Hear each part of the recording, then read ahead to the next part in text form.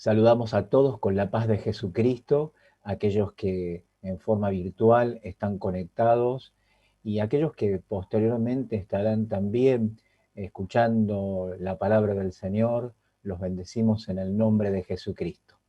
Queremos compartir con ustedes las Escrituras y vamos a tomar lectura en el libro de Romanos capítulo 8, verso 28 al 30, y sí, en el nombre de Jesucristo.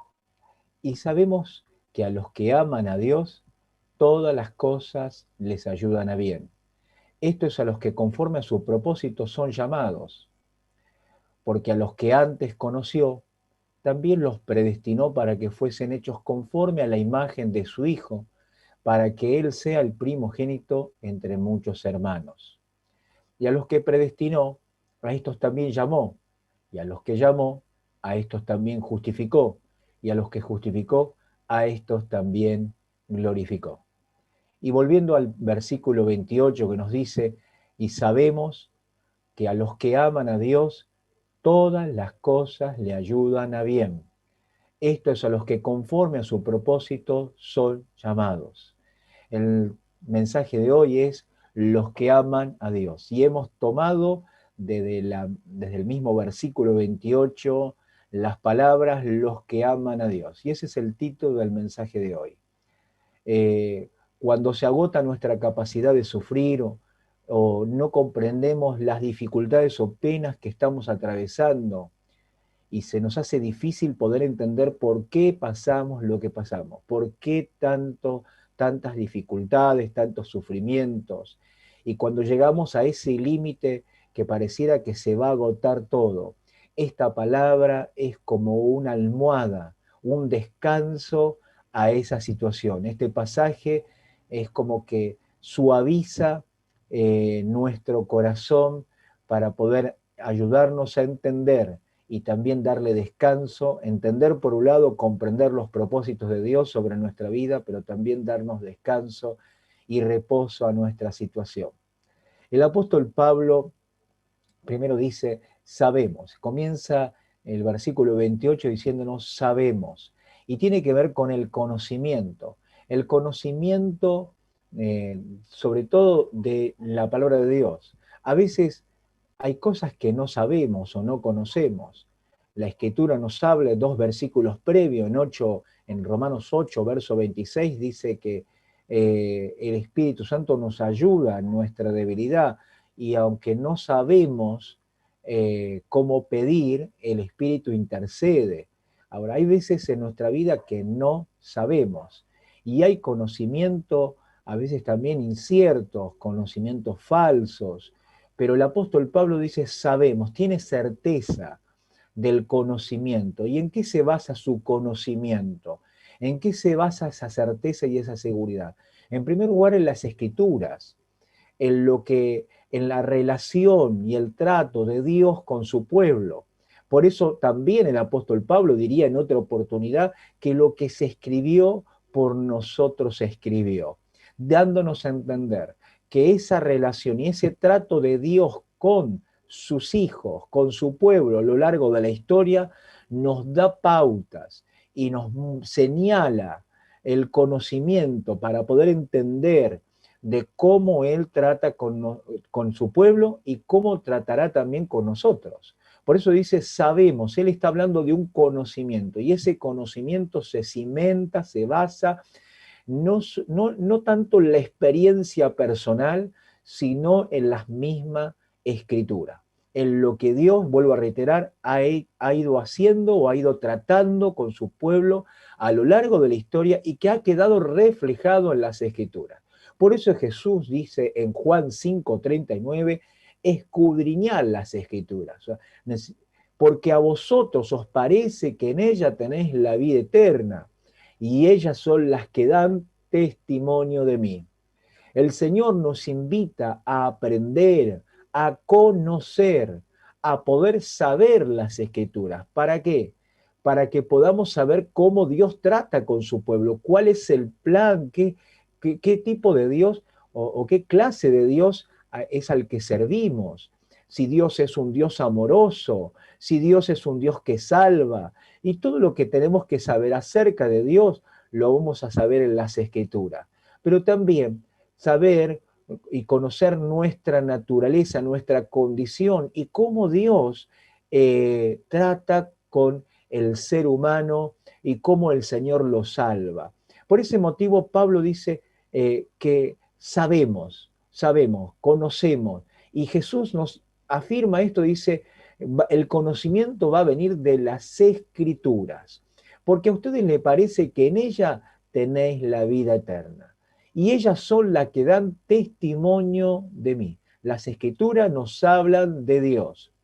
La palabra del Señor nos dice que quién conoció al Señor, quién conoció su pensamiento, quién lo va a instruir. Y el apóstol contesta diciendo, mas nosotros tenemos la mente de Cristo. Usted quiere saber qué es lo que piensa Dios, cuál es su pensamiento, necesita conocer las Escrituras. Por eso la invitación a aprender las Escrituras, a leerla, que la Biblia no sea un amuleto, que no sea algo ornamental en nuestra casa, sino que la Biblia pueda ser abierta, leída, aprendida, para que usted pueda conocer al Dios al que sirve o el que lo está llamando y el que lo invita a servirlo, y pueda conocer también su plan, su propósito para su vida. Por eso Pablo comienza diciendo, sabemos, conocemos. ¿Qué es lo que conocemos? Lo que el Señor nos da a conocer de Él a través de la palabra. Lo que usted pueda conocer de Dios va a ser a través de las Escrituras. Y ese conocimiento es cierto, es verdadero, no es un conocimiento falso. Porque Jesús dijo en Juan 17:17, santifícalos en tu verdad, tu palabra es verdad.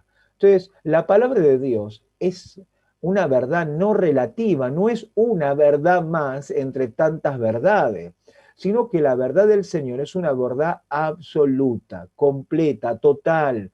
Podemos tener confianza que es la palabra de Dios, es la verdad. La verdad que se levanta o se eleva sobre todo pensamiento y todo conocimiento. Por eso el Señor dijo, santifícalos en tu verdad. Tu palabra es verdad.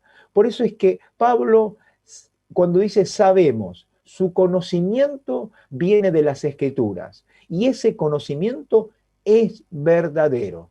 No es un conocimiento subjetivo, no es un conocimiento que a él le parece, no es un conocimiento de su experiencia, porque muchas veces tenemos experiencia o a veces decimos sentir cosas. Pablo no dice yo siento, sino dice sabemos.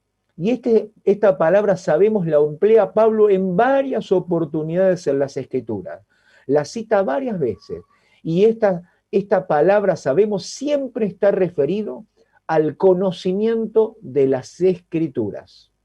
Por eso, mi amigo, querido hermano, necesita conocer las Escrituras, porque ellas son las que dan testimonio de Dios, pero también en ellas a usted le parece que encuentra el camino a la salvación.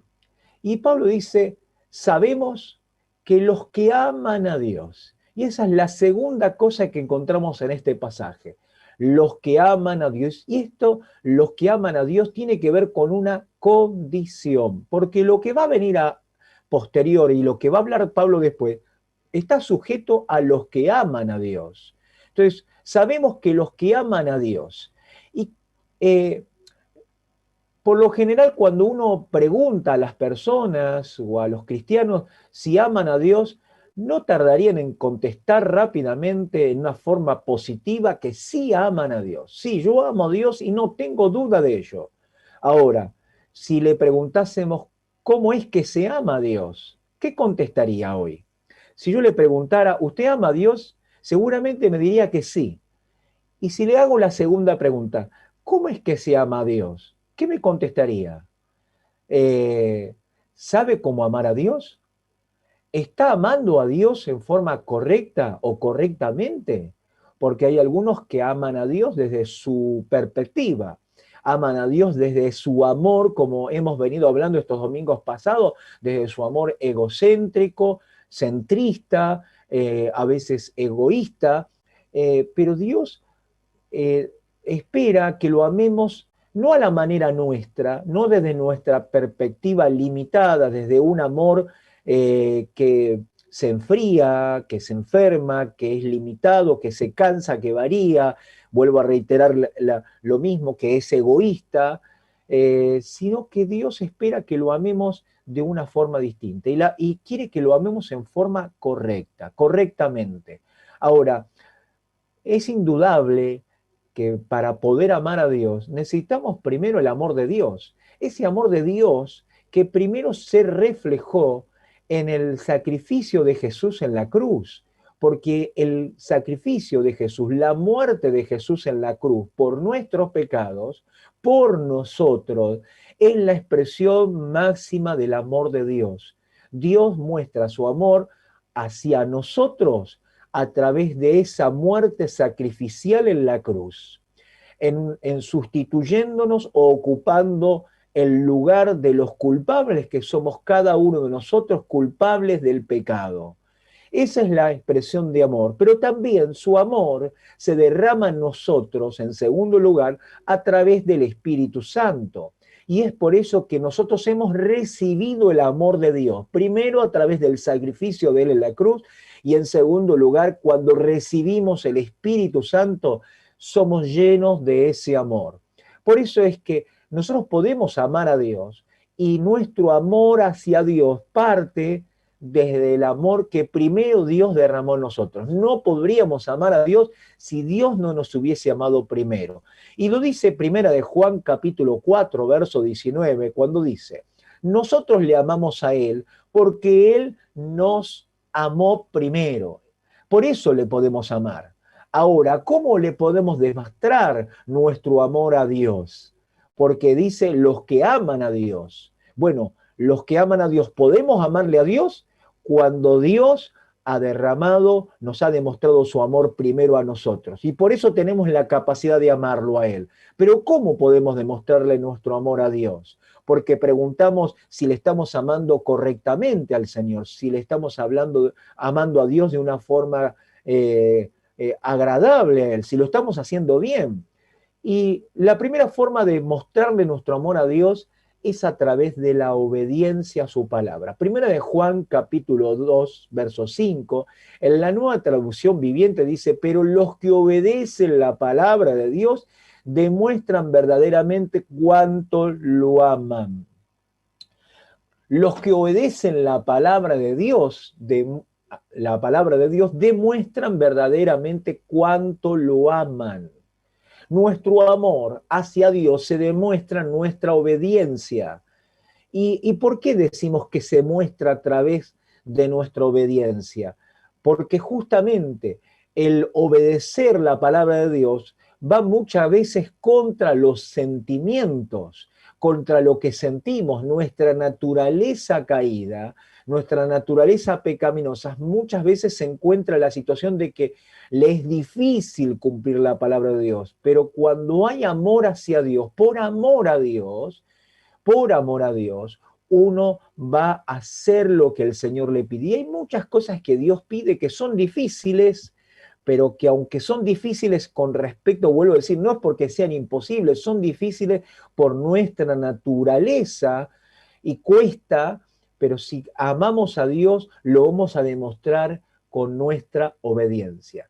Y Dios espera que lleguemos a ese punto, que le podamos demostrar nuestro amor de esa manera, que le podamos obedecer a Dios, no ciegamente, no en forma ciega, sino que le podamos le podamos obedecer a Dios, no porque Él nos tiene intimidados con un castigo, no porque tengamos miedo a los resultados negativos o las consecuencias, sino que podamos obedecer porque lo amamos, porque lo amamos. Y la mejor forma de demostrarle a Dios que lo amamos es obedeciéndole a Él.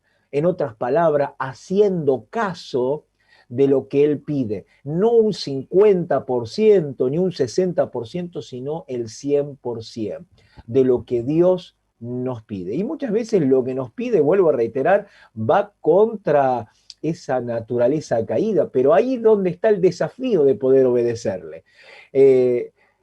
Cuán difícil a veces es perdonar a aquellos que nos ofenden. Pedro dijo, Señor, 7 veces es las que voy a perdonar. Y Jesús le dijo, no 7 veces, 70 veces 7. Si te era difícil, y 7 veces tiene que ver con un número completo, ¿no? Un número que está tipificado en las Escrituras como un número completo. Pero el Señor le dice, no, 7 veces no, Pedro, 70 veces 7. Vaya que lo que le estaba pidiendo el Señor es que Él pudiera perdonar en forma casi infinita, permanentemente. Y necesitamos perdonar en forma permanente, pero no solamente a aquellas personas ajenas a nosotros que los vemos una vez por semana, o aquellos con los que nos relacionamos todos los días en el trabajo durante 8 horas o en el lugar de estudio 4 o 5 horas, sino sobre todo con aquellos que están cercanos a nosotros. Necesitamos ejercitar el perdón, el perdón lo tenemos que ejercitar con el esposo, con la esposa, con los hijos, con los padres, en el entorno familiar, porque ahí donde convivimos, donde se dan mayormente las relaciones permanentes, constantes, donde surgen, donde nos manifestamos tal como somos y donde muchas veces hay desavenencias y necesitamos encontrar la capacidad de poder perdonar. El Señor, le demostramos nuestro amor al Señor a través de la obediencia. Primera de Juan 5:3 refuerza esto diciendo, pues esto es el amor a Dios. Este es el amor a Dios, que guardemos sus mandamientos. Y sus mandamientos no son gravosos, no son difíciles, no son pesados, no son imposibles. Vuelvo a reiterar, parece que es difícil perdonar, pero es posible cuando amamos a Dios. Y hay muchas cosas que las hacemos porque amamos a Dios. A veces no siempre somos correspondidos en nuestro amor, nuestro afecto, en nuestra conducta hacia el otro. Y volviendo al caso de la familia, que es donde se dan la mayor cantidad y calidad de relaciones, no siempre la esposa es correspondida en el trato amoroso hacia su esposa, hacia sus hijos, en ese desvivirse, porque muchas veces las esposas se desviven por atender al esposo, por agradar al esposo, por atender bien a los hijos, de darles lo necesario, que ellos sean felices, pero no siempre son correspondidas. Y muchas veces hasta como que viniese el sentimiento de arrojar la toalla, de no seguir más, no le voy a dar nada ni voy a hacer ya más nada, porque la verdad que he dado tantos años de mi vida a esta familia y no soy correspondida. Pero cuando lo hacemos no por agradar solamente porque sí, por supuesto, lo hacemos porque amamos a la familia, pero cuando hay algo mayor que tiene que ver el amor a Dios, y lo hacemos por amor a Dios. La esposa se sujeta a su esposo no por la capacidad o por el trato de su esposo, sino porque Dios lo está pidiendo y lo hace por amor a Dios. Por eso el apóstol Pablo dice que las esposas estén sujetas como al Señor, que puedan estar vinculados, y cuando dice sujeta, estar allí no en una relación de servidumbre, en una situación subordinada de esclavismo, sino que está hablando de una relación donde están sujetas, a pesar de que el esposo por ahí no se lo merece del todo, no ha hecho lo suficiente por ganarse ese amor, pero ustedes lo hacen en obediencia a la palabra porque están sujetas a Cristo, porque aman a Cristo. Entonces, cuando hacemos las cosas por amor al Señor y guardamos su palabra, nada es gravoso, nada es difícil.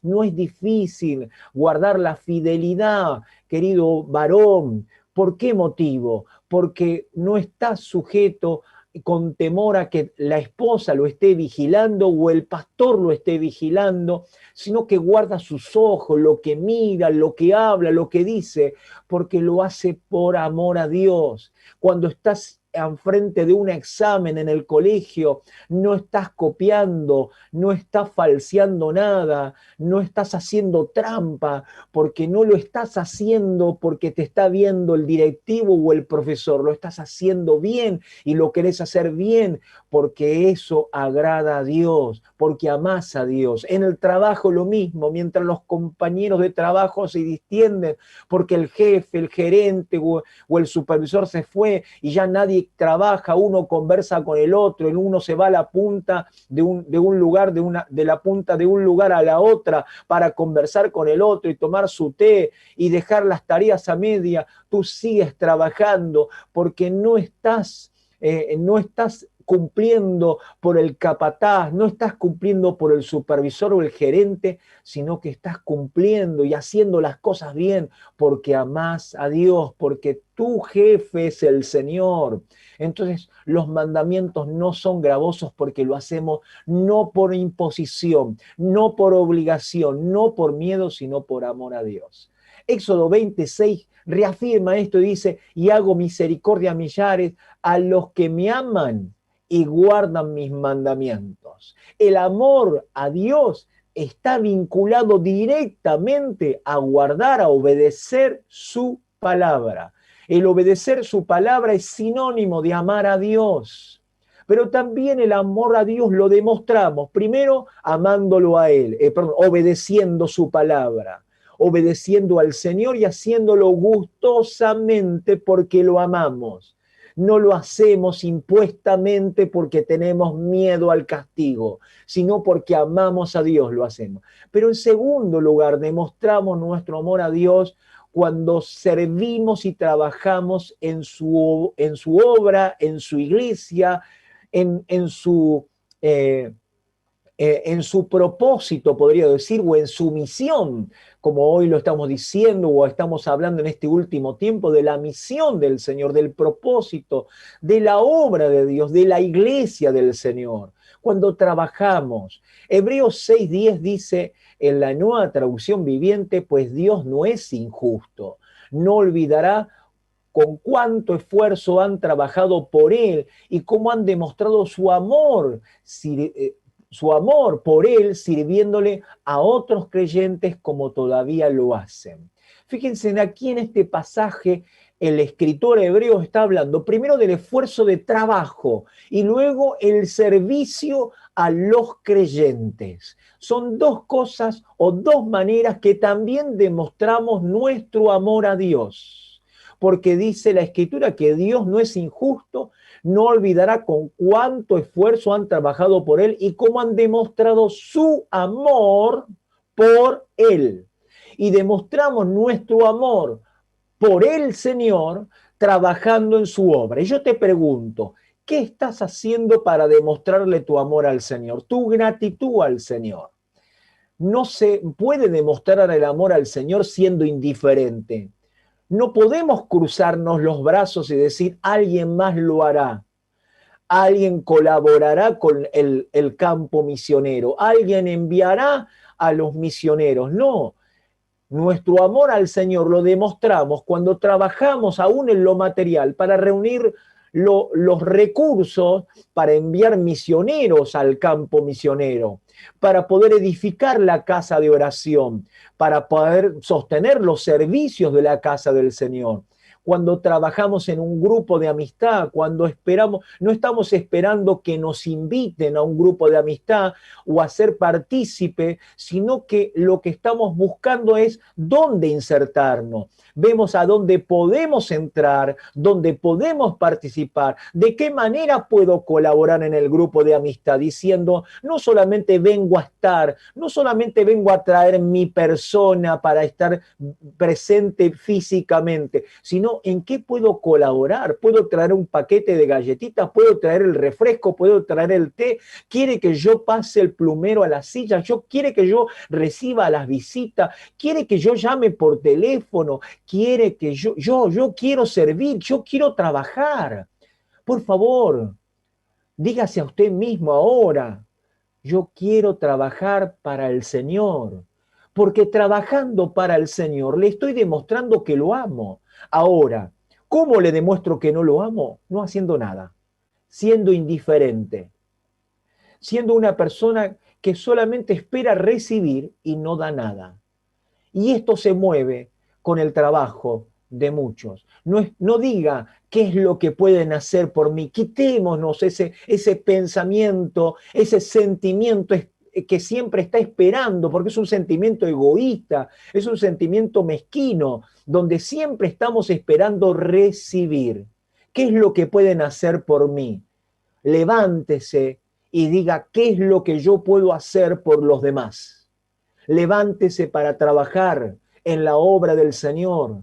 Trabaje en la iglesia, trabaje en los grupos de amistad, no se quede quieto, sirva, porque de esa manera usted le va a demostrar cuánto lo ama a Dios, porque usted no lo hace para agradar el ojo humano, sino que lo hace para agradar al Señor, porque lo ama a Él, y cuando lo haga, no lo haga por el éxito, no lo haga para ser visible, no lo haga para que lo feliciten. Haya aplausos o no haya aplauso, usted lo hace para el Señor Jesucristo. ¿Por qué?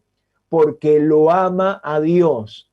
Y aunque no haya recompensa, aunque no haya, porque a veces hacemos cosas por recompensa, la hay, bíblicamente la hay, pero aunque no la hubiese, de todas formas yo voy a trabajar para el Señor porque lo amo. Dígalo conmigo, voy a trabajar para el Señor porque lo amo, no puedo seguir cruzado de brazos, no puedo seguir indiferente, no puedo seguir yo siendo el centro y que todos me sirvan, sino que yo me voy a poner en pie y voy a preguntar qué puedo hacer yo por la obra del Señor y qué puedo hacer yo también por los demás.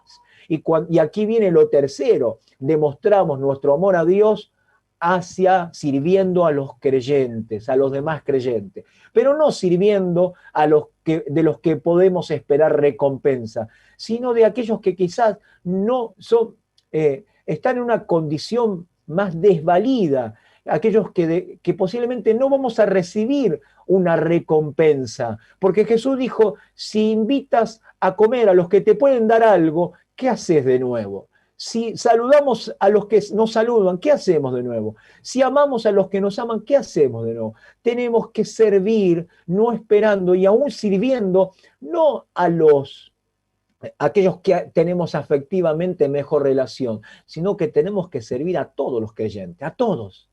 Servir a los demás.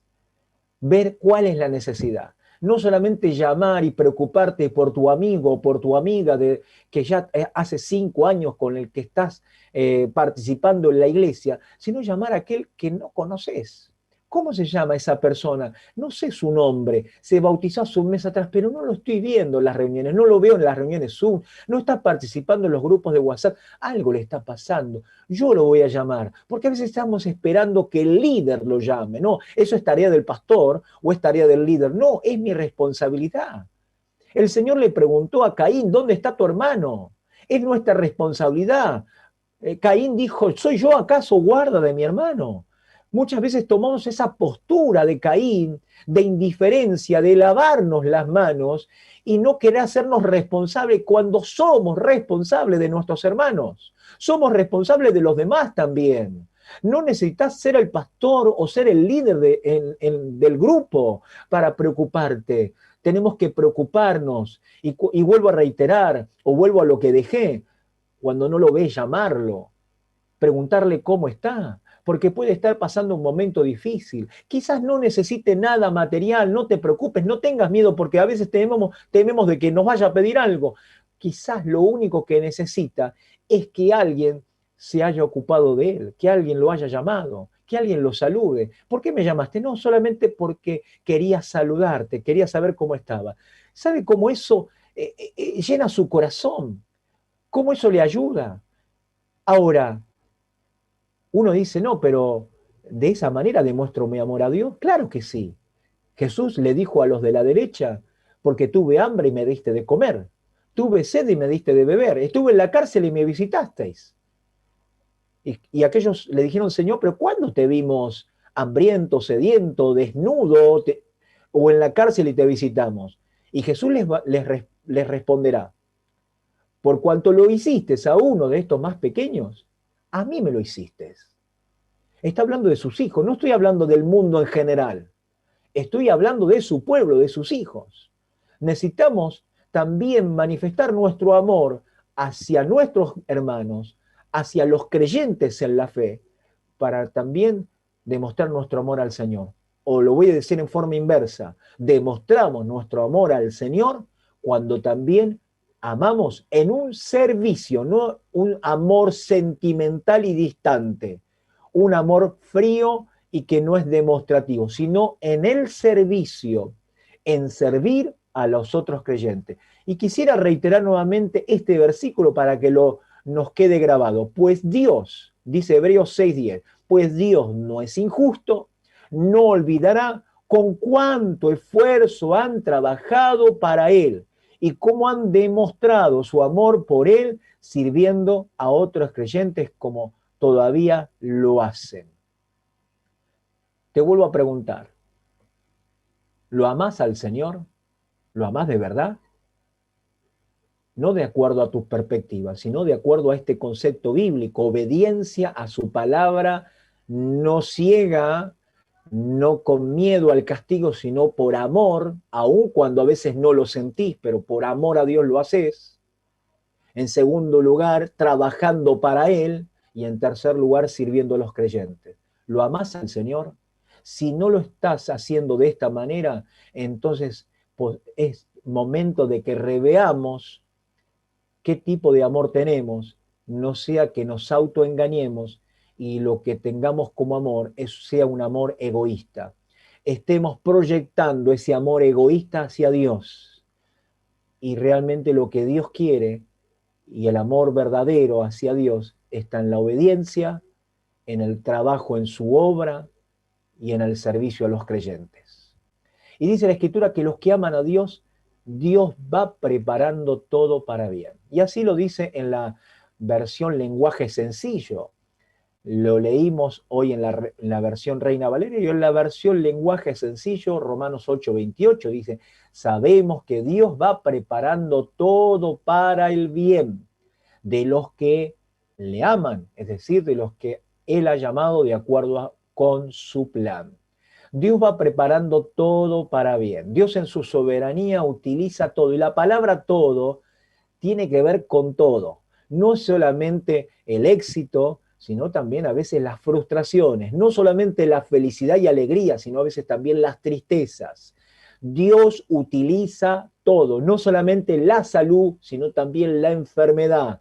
No solamente las ganancias, sino también las pérdidas. Todo lo que está pasando en tu vida. Si amás al Señor, dice la Escritura, porque esa es la condición, si amás al Señor, todo el Señor lo va a estar encaminando. Dios todo lo va a estar encauzando para el bien, para bien. Y fijémonos lo que dice la Escritura, porque aún la adversidad, Dios en forma soberana, aún la adversidad la va a transformar esa adversidad en algo para bien. Aún lo negativo y donde uno dice, de aquí no puedo sacar nada, ¿qué puede haber de bueno en esto? Aún de eso, si amás al Señor, Dios lo va a utilizar para bien. Génesis capítulo 50, verso 20, nos relata acerca de José, un personaje de la Biblia, que fue vendido por sus hermanos por celo.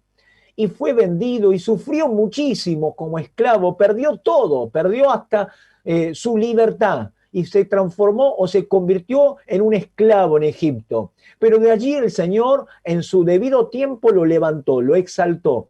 Y cuando él era gobernante de todo Egipto, sus hermanos aparecen, aquellos que lo habían vendido, se presentan delante de él. Y fíjense lo que dice, cuáles son las palabras de José. José pudo decir, este es mi tiempo de venganza, ahora es el momento de la revancha. Sin embargo, dice, vosotros pensasteis mal contra mí, mas Dios lo encaminó a bien. Dios lo encaminó a bien, para hacer lo que vemos hoy, para mantener en vida a mucho pueblo. Ahora, el bien no es solamente para unos mismos, sino que el bien tiene que ver con el bien general, el bien de otros, el bien de la familia, el bien de personas. Porque a veces creemos de que todo ayuda para bien para mí. Otro error, seguimos en el error del amor egoísta, del amor egocéntrico. No, tenemos que siempre pensar que Dios en su amor es dar. Y tenemos que pensar de esa manera. Entonces, todo lo que está sucediendo en nosotros, sí, es bien para nosotros. Todo lo que va a pasar, o está sucediendo, o lo que Dios está permitiendo, lo está encauzando para mi bien, sí, pero también lo está encauzando para bien de otros también. Filipenses capítulo 1, verso 12 y 14 dice, quiero que sepáis, hermanos, que las cosas que me han sucedido han redundado más bien, dice, han redundado más bien para el progreso del Evangelio. De tal manera que mis prisiones se han hecho patentes en Cristo en todo el pretorio y a todos los demás. Y el verso 14 dice, y la mayoría de los hermanos, cobrando ánimo en el Señor con mis prisiones, se atreven mucho más a hablar la palabra sin temor. Gloria al Señor. Las cosas que me han sucedido, todo lo que le pasó a Pablo, la prisión, todo lo que sufrió, azotes, porque no es que solamente lo ponían en el calabozo. Antes de ponerlo en el calabozo los azotaban y Pablo fue azotado muchas veces, azotado casi al límite de la muerte, ensangrentado, dolido, lastimado, herido, hambriento, en una prisión sucia, allí sin las comodidades necesaria. Sin embargo, allí él ve y encadenado, mirando las cadenas, no está rezongando, no está enojado, no se está deprimiendo, no ve todo en forma negativa. ¿Cuántas veces cuando vienen cosas, vienen adversidades a nuestra vida, vienen situaciones negativas, lo primero que pensamos es en una forma negativa? Pensamos en forma depresiva. Nos venimos abajo, nos hundimos, nos enterramos a nosotros mismos. Decimos, no, como diciendo, no, no quiero esto. Pero Pablo ve que esos grillos, esas cadenas, esa prisión y todo lo que sufrió tiene un propósito. Y dice, todo ha redundado para bien. ¿Pero para bien de quién? Del progreso del Evangelio. Porque él observó que con sus prisiones y su sufrimiento, ahora los hermanos han cobrado ánimo y ahora los hermanos están más dispuestos a predicar el Evangelio. También lo vemos que Pablo testifica acerca de esto en Hechos capítulo 16, verso 23 al 34, cuando él se encuentra junto con Silas en la cárcel de Filipo y en una situación muy similar, después de haber sido azotado, después de haber sido puestos sus pies en el cepo, de sufrir mucho, de estar ahí y mientras la mayoría de los presos posiblemente estaban en una situación penosa y estaban quejándose, Pablo y Sila en vez de quejarse alababan a Dios. ¿Por qué? Porque los que aman a Dios, todas las cosas ayudan a bien. Ellos sabían que de esta adversidad y esta situación difícil, Dios iba a sacar algo para bien. Y dice el verso 23, después de haberles azotado mucho, los echaron en la cárcel. Y saltamos al verso 25, dice, pero a medianoche, orando Pablo y Sila, cantaban himnos a Dios y los presos los oían. ¿Por qué los oían? Porque era algo diferente, porque siempre eran quejas, rezongos, maldiciones, pero aquí Pablo y Sila alaban a Dios porque entienden que si alguien ama a Dios, todo ayuda a bien. Entonces sobrevino de repente un gran terremoto. Y el carcelero de Filipo, cuando vio que las puertas se abrieron, quiso quitarse la vida, pero Pablo le dijo, no te quites la vida. Y en el verso 27 dice, despertando el carcelero y viendo abiertas las puertas de la cárcel. Él quiso quitarse la vida, pero Pablo le dijo, estamos aquí, ninguno se ha escapado, ninguno se fue. Entonces el verso 29 dice, él entonces pidiendo luz se precipitó adentro y temblando se postró a los pies de Pablo y de Silas, y sacándolos les dijo, señores, ¿qué debo hacer para ser salvo? Ellos le dijeron, cree en el Señor Jesucristo y serás salvo tú y tu casa. Fíjense, todo ayudó a bien. ¿A bien qué? ¿Del mismo apóstol Pablo? No. de Silas, no, sino para el bien del Evangelio, para el bien de la salvación de otros. Porque a partir de este hecho penoso en la vida de Pablo y Silas, ellos entendían que amaban y que ellos amaban a Dios y que en ese amar a Dios, Dios iba a encauzar todas las cosas, no para momentos fatídicos, no para decir aquí terminó todo, ya no quiero más, sino que Dios iba a obrar para bien. Y obró para bien en la vida del carcelero de Filipo y toda su familia. ¿Por qué no tener una actitud de abnegación? ¿Por qué no sobreponernos ante las situaciones difíciles y comenzar a darnos cuenta que si estamos amando a Dios y hacemos las cosas bien, en la adversidad, Dios se va a glorificar porque todo va a ayudar para bien? Y que en medio de la adversidad, Dios le va a cambiar para bien de vidas, para salvación de otros. Dios quiere salvar familias, Dios quiere salvar a personas, Dios quiere rescatar, pero los que han creído en Él, han sido llamados por Él, tienen que entender de que Dios tiene un propósito. Y somos llamados, y quiero ir terminando con esto, que somos llamados de acuerdo al plan del Señor. Por eso es que Él entendió que los que aman a Dios, todas las cosas le ayudan a bien, porque han sido llamados de acuerdo a un propósito, un plan. Dios tiene un plan. Romanos 8:28 dice, sabemos que Dios ha preparado todo para el bien a los que le aman, es decir, de los que Él ha llamado de acuerdo con su plan. No es mi plan, porque a veces decimos, porque los que aman a Dios, y citamos muchas veces ese versículo, porque los que aman a Dios, todas las cosas le ayudan a bien a aquellos que han sido llamados de acuerdo al propósito. Y a veces decimos, Dios tiene un propósito para vos, como volvemos a la actitud egoísta y mezquina. Mi propósito. Dios tiene un propósito para mí. No, Dios tiene un propósito de salvación. No, está bien, es para mí, pero también para otros. Y muchas veces nuestra vida tiene que ser derramada para otros. El amor es eso, derramarse en la vida de otros, no derramarse para sí mismo. Dios te llamó, te escogió para bien. Dios tiene un plan. Dios tiene un propósito, pero un propósito de salvación. Y lo vamos a ver en la Escritura. Gálatas 1:15 dice, pero cuando agradó Dios, que me apartó desde el vientre de mi madre y me llamó por su gracia. El Señor te llamó desde el vientre, no eres un accidente, no eres una casualidad, no es un fenómeno, no, no. Tu vida tiene un propósito. Dios tiene un propósito, Dios te puso dentro de un plan. ¿Y cuál es ese plan? El plan de salvación para vos y para otros también. Segunda de Tesalonicenses capítulo 2, versos 13 y 14.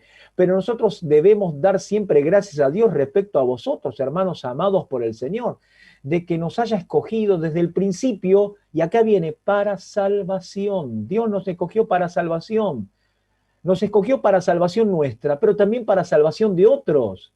Porque yo estoy aquí porque alguien más me habló de Cristo.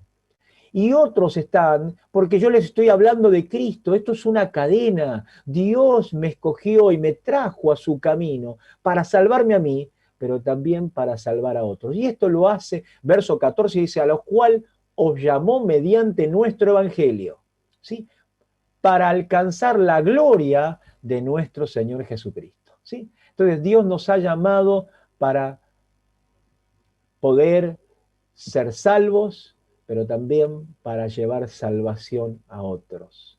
Y quisiera terminar con, con esta palabra, aunque el Señor termina, o el apóstol Pablo termina hablándonos de que Él nos conoció, que Él nos predestinó, y cuando habla de predestinar, quiso decir que nos diseñó para ser semejantes a Cristo. Eso es lo que significa predestinar.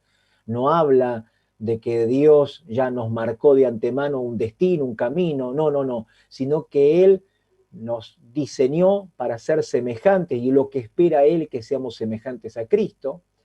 Él nos llamó a su debido momento a través del Evangelio. Él nos justificó, nos declaró limpios e inocentes por el sacrificio de Jesús, y también nos glorificó, nos dio su gloria, la promesa de eternidad. Y Colosenses dice, capítulo 2, versos 13 y 14, antes ustedes estaban muertos, pues eran pecadores, y no formaban parte del pueblo de Dios, pero ahora Dios les ha dado vida junto con Cristo, y les ha perdonado todos sus pecados. Verso 14, la ley escrita estaba en contra de nosotros, pero Dios le puso fin. ¿A qué? A eso que estaba en contra de nosotros, las culpas, el pecado, el castigo. ¿Cómo le puso fin? Por medio de la muerte de Cristo en la cruz. Todo lo que tenemos, lo tenemos por Jesucristo.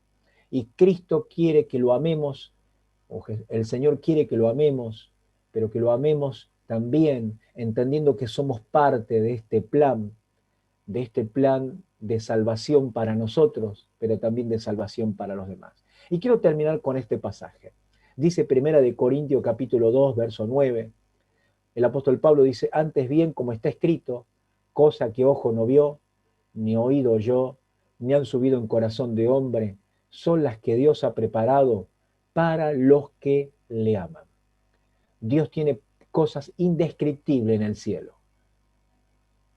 Dios tiene cosas que nadie pudo ver, cosas que nadie oyó hasta ahora, ni tampoco han subido a la imaginación del hombre. El hombre, ni a un Julio Verne, con toda su imaginación, él en sus libros o en sus escritos pudo imaginarse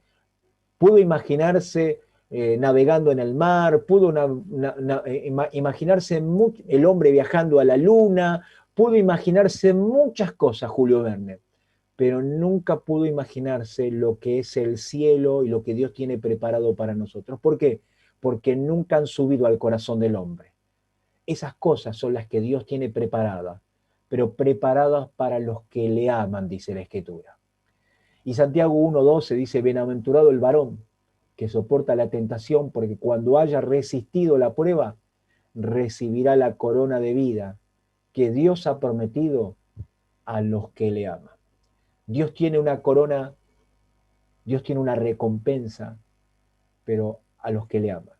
Vale la pena seguir adelante, vale la pena resistir y no ceder a la tentación, continuar a pesar de que a veces pareciera que estamos al límite. Y como comenzamos hablando al principio, muchas veces el sufrimiento, las dificultades, la adversidad, parece que nos llevan al límite de no poder más.